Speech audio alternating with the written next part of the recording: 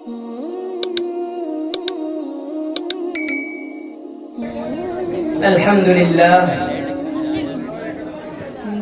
لله رب العالمين، والصلاة والسلام على سيد الأنبياء والمرسلين وعلى آله وأصحابه أجمعين. أما بعد، قال الله تبارك وتعالى: وذكر فإن الذكرى تنفع المؤمنين. وقال الله تبارك وتعالى: إنا نحن نزلنا الذكر وإنا له لحافظون. وقال النبي صلى الله عليه وسلم: خيركم من تعلم القرآن وعلمه، أو كما قال عليه الصلوات والتسليم. عظمت و اصلاح کی محفل سجی ہے دوستو، عظمت و اصلاح کی محفل سجی ہے دوستو، جس میں شرکت ہے مبارک اور سعادت دوستو، اور حاضرین بزم کو ہے باادب میرا پیام: السلام السلام السلام السلام.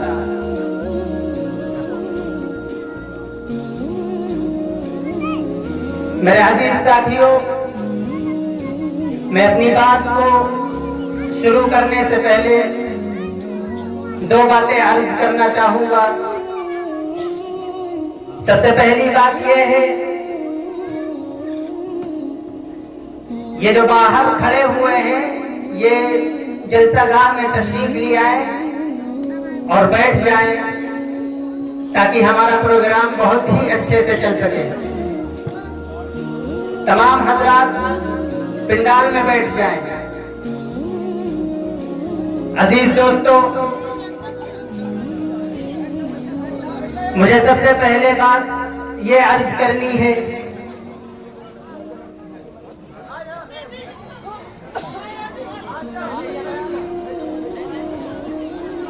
ایک اپنی اپنی جگہ بنا لیں.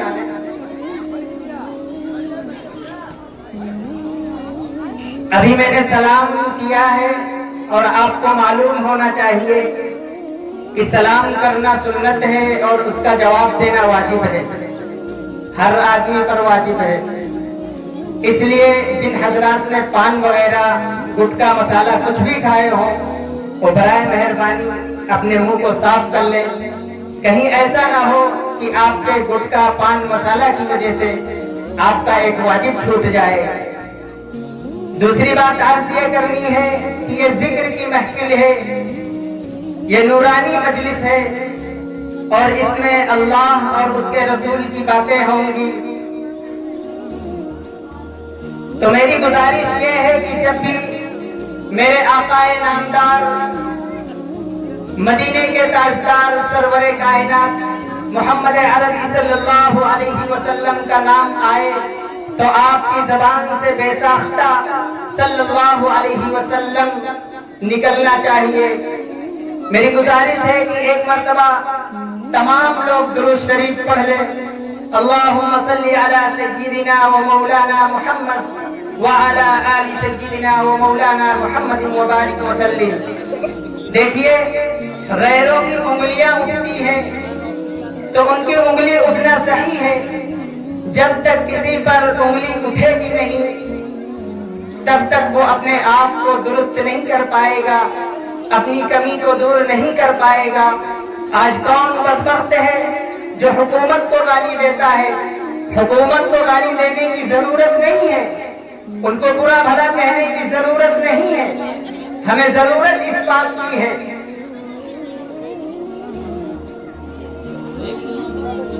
حکومت کو دعائیں دیجیے، اس لیے دعائیں دیجیے کہ وہ ہماری آنکھیں کھول رہا ہے اور ہمیں بتا رہا ہے کہ مسلمانوں سدھر جاؤ، سنبھل جاؤ. سدھرنے کا وقت دے رہا ہے، ابھی بھی وقت ہے. کسی بھی حکومت کو گالی دینے کی ضرورت نہیں ہے. ہمیں ضرورت اس بات کی ہے کہ ہم اپنے دامن میں جھانک کر دیکھیں کہ کتنی گندگیوں میں، غلاظت والی جگہوں میں پڑے ہوئے ہیں. ہم اگر اپنی کمی کو دیکھیں گے تو انشاءاللہ کوئی بھی ہمارا بال باقا نہیں کر پائے گا۔ میرے عزیز دوستو، میں اپنی بات کو شروع کرتا ہوں۔ محترم حضرات، قابل قدر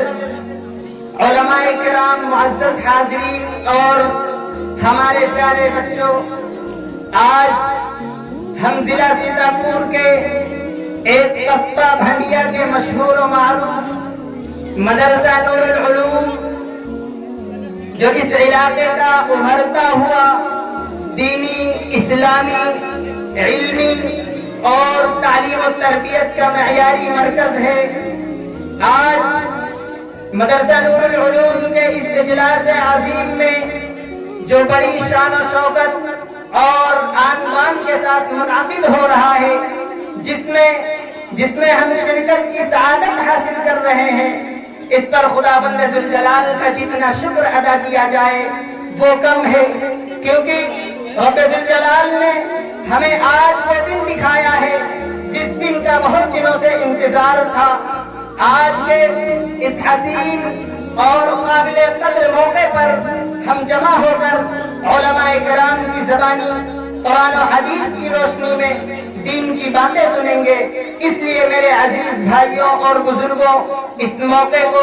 غنیمت تصور کرتے ہوئے بہت جلد اپنی تر ضروریات سے فارغ ہو کر قرآن کریم کی نسبت پر منعقد ہونے والے اس سالانہ اجلاس عام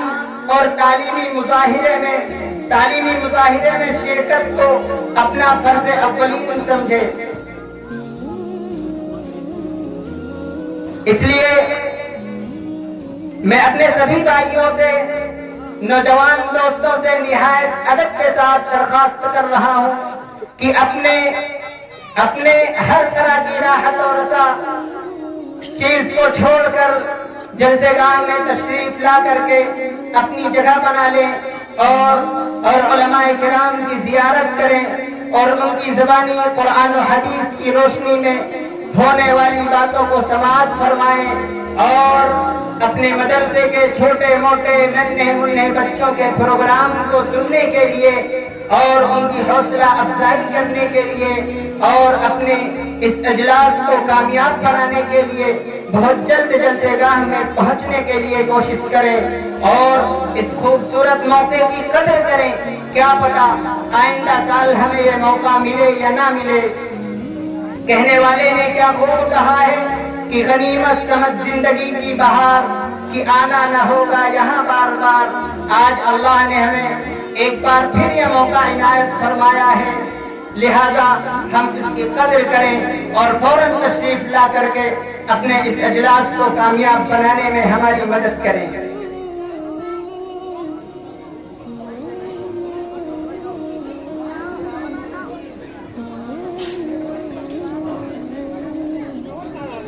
آئیے حضرات، سامعین و ناظرین، قرآن کریم کی ایک آیت سے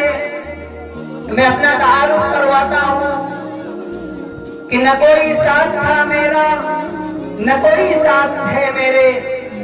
نہ کوئی ساتھ تھا میرا، نہ کوئی ساتھ ہے میرے، میں تنہا تھا، میں تنہا ہوں، مجھے تنہا ہی رہنے دو، اور میری ذات بھی مٹی، میری اوقات بھی مٹی، کہ میری ذات بھی مٹی،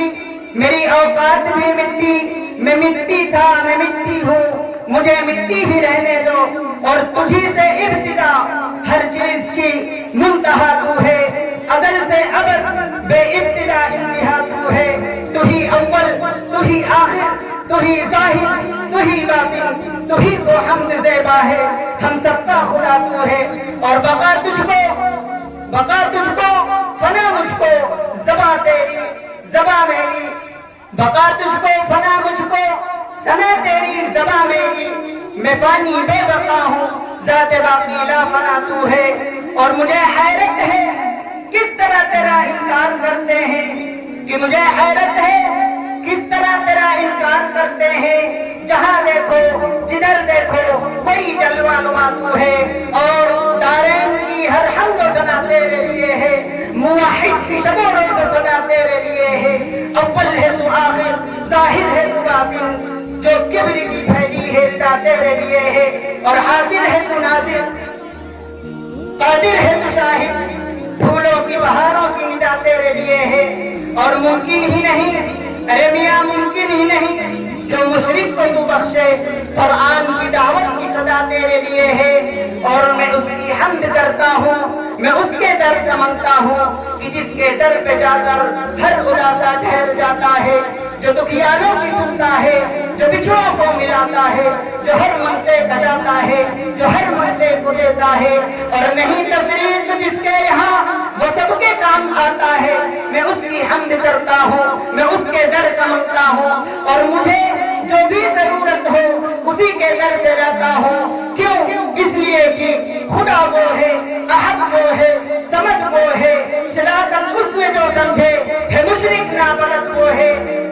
حقیقت نہیں جس کا کوئی ہر کس غلط وہ ہے، مجھے جو بھی ضرورت ہو اسی کے در سے لاتا ہوں، میں اس کی حمد کرتا ہوں، میں اس کے در کا منگتا ہوں، اور یہ سب رحمت خدا کی ہے، یہ سب رحمت خدا کی ہے، یہ سب رحمت خدا کی ہے، کرم سارا خدا کا ہے، اور عطا ہے جو مجھے جتنا بھرم سارا خدا کا ہے، اور میرے الفاظ سنتے ہیں، ارے میاں میرے الفاظ سنتے ہیں، کروں تعریف اس کی کیا، میرے الفاظ سنتے ہیں، کروں تعریف اس کی کیا، خیالوں سے مکانوں تک بہن سارا خدا کا ہے۔ حضرات سامعین و ناظرین، اسٹیج پر بیٹھے ہوئے علماء اور پردے میں بیٹھی ہوئی اسلامی مقدس خواتین اور ہمارے پیارے بچوں، شاعر مشرق علامہ اقبال رحمت اللہ علیہ نے کیا خوب کہا تھا کہ تیرے ضمیر میں جب تک نہ ہو نزول کتاب، کہ تیرے ضمیر میں جب تک نہ ہو نزول کتاب، گرا کشا ہے نوازی نہ صاحب کشاف۔ میرے عزیز دوستو، آپ سے میری درخواست ہے کہ آپ دل جمعی کے ساتھ، سکون و اطمینان کے ساتھ اور سنجیدگی کے ساتھ ہمارا ساتھ دیں، تاکہ پروگرام از ابتدا تا انتہا کامیابی کی منزل کو پہنچ سکے۔ جی ہاں، یہ دینی محفلیں، یہ نورانی ماحول، یہ ذکر کی محفلیں، یہ ذکر کی مجلسیں جن کو فرشتے تلاش کرتے ہیں، اور اللہ کے نبی صلی اللہ علیہ وسلم نے ارشاد فرمایا، لا يقعد قوم يذكرون الله عز وجل الا حفتهم الملائكة وغشيتهم الرحمة ونزلت عليهم الملائكة ونزلت عليهم السكينة۔ کہ وہ محفلیں جو خالصتاً اللہ کے نام پر منعقد کی جاتی ہیں، ان محفلوں کو فرشتے تلاش کرتے ہیں، اور جب ان کو کہیں پا لیتے ہیں تو ان کو ہر چہار جانب سے گھیر لیا کرتے ہیں، اور اللہ کی رحمت کا ان پر نزول ہوتا ہے، سکون و طمانینت کا ان پر نزول ہوتا ہے، اور شاعر کہتا ہے کہ رشک کرتا ہے فلک ایسی زمین پر اثر، کہ رشک کرتا ہے فلک ایسی زمین پر اثر جس پر دو چار گھڑی ذکر خدا ہوتا ہے۔ سامعین گرامی قدر، حالات و تجربات کی روشنی میں آپ حضرات کو یہ بات بخوبی معلوم ہوگی کہ دنیا میں جب اہل مذہب اپنی مذہبی محفلوں کا آغاز اور افتتاح کرتے ہیں تو ان کی ہر ممکن کوشش یہ رہتی ہے، ہر ممکن اس بات کا پاس و لحاظ کرتے ہیں کہ اس دینی محفل کا انعقاد اور اس کا افتتاح و آغاز کسی ایسی متبرک شے سے کیا جائے جو تمام اہل مذہب کے نزدیک متبرک ہو، باعث خیر و برکت ہو۔ لہذا ہماری امید، ہماری تمنا، ہماری آرزو یہی ہوگی کہ آج کے ہمارے اس عظیم الشان جلسہ اور تعلیمی مظاہرے کا آغاز اور اس کا افتتاح کسی ایسی متبرک عمل سے کیا جائے جو مسلمانوں کے نزدیک باعث خیر و برکت ہو، اعلیٰ ہو، عرفہ ہو، اور وہ کتاب ہم مسلمانوں کے نزدیک قرآن کریم ہے۔ لہذا ہم اپنے محفل کا آغاز تلاوت کلام الہی سے کریں گے، اور وہ کلام جو 23 سال کی مدت میں جناب نبی کریم صلی اللہ علیہ وسلم پر نازل کیا گیا، جو محبوب کائنات ہے، جو تمام نبیوں کے سردار ہیں، جن کے توسط سے کلام الہی ملا،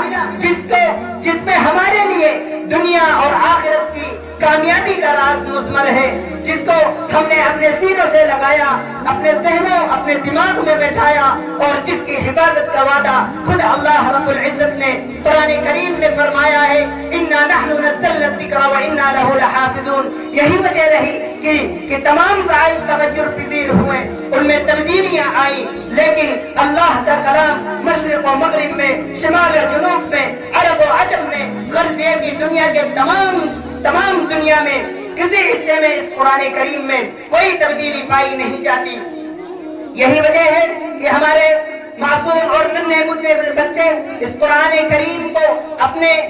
آسانی کے ساتھ اپنے ذہنوں، اپنے دماغ میں اور اپنے قلب و جگر میں محفوظ کرتے ہیں. علامہ اقبال رحمۃ اللہ علیہ نے اسی حقیقت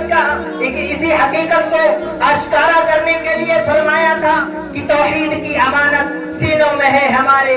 توحید کی امانت سینوں میں ہے ہمارے، آسا نہیں مٹانا نام و نشاں ہمارا. اسی لیے ہمارے اسلاف و اکابر کا یہ دستور العمل رہا ہے کہ جب وہ دینی محفلوں کا آغاز کرتے ہیں تو وہ مقدس کلام سے کرتے ہیں جو امت محمدیہ کی روح ہے، جس نے لاکھوں کروڑوں انسان کو کفر و الحاد کی زنجیروں سے نکالا ہے، کفر میں پھنسی ہوئی انسانیت کو نکالا ہے، جو ایک طرف انسانیت کے لیے پیام فطرت ہے تو دوسری طرف